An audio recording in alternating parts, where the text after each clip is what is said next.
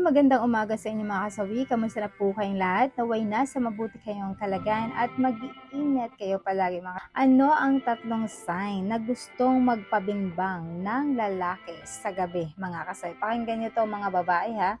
Baka meron kayong idea tungkol dito at ginagawa din ito ni Mr. sa inyo. Ang una mga kasawi is kusa na siyang naglalambing sa'yo. Ayan.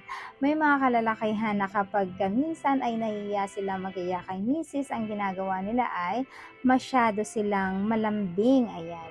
Yung bang kinukuha niya yung loob mo ng paunti-unti bago siya magyaya. Kasi syempre kapag minsan pagod si misis, syempre kapag si Mr. ay humingi, di ba?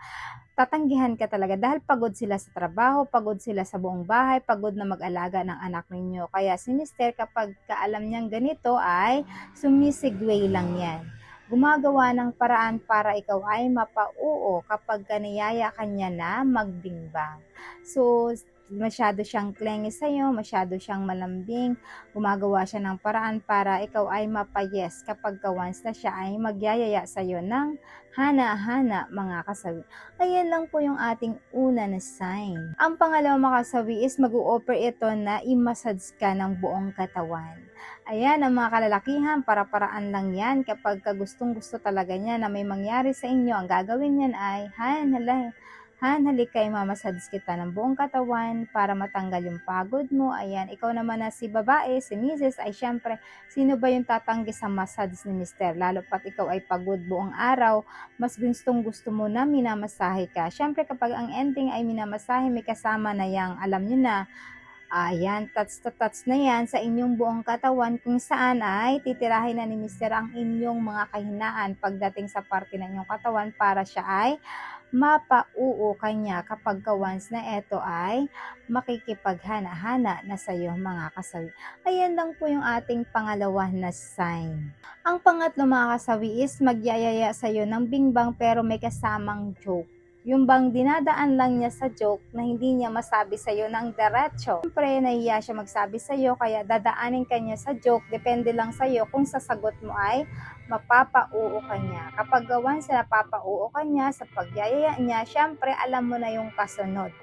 Talagang isasagawa niya na yung gusto niyang ninanais na may maangkin kanya ngayong gabi mga kasawi.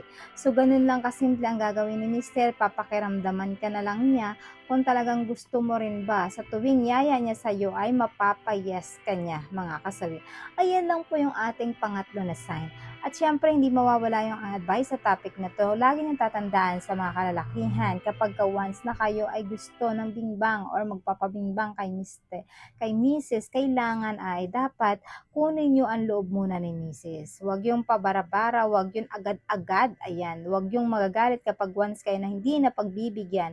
Dapat daanin nyo sa magandang paraan at lambingin nyo muna para naman makuha nyo ang pagod ni Mrs. na katawan. At higit sa lahat, syempre kapag kawan sa pagod si Mrs., dapat gumagawa kayo ng paraan para mawala yung pagod niya bago nyo, ayan, yayain na makipaghana-hana sa inyo para naman hindi siya mabigla kapag once na niyaya nyo siya itong gabi mga kasawi.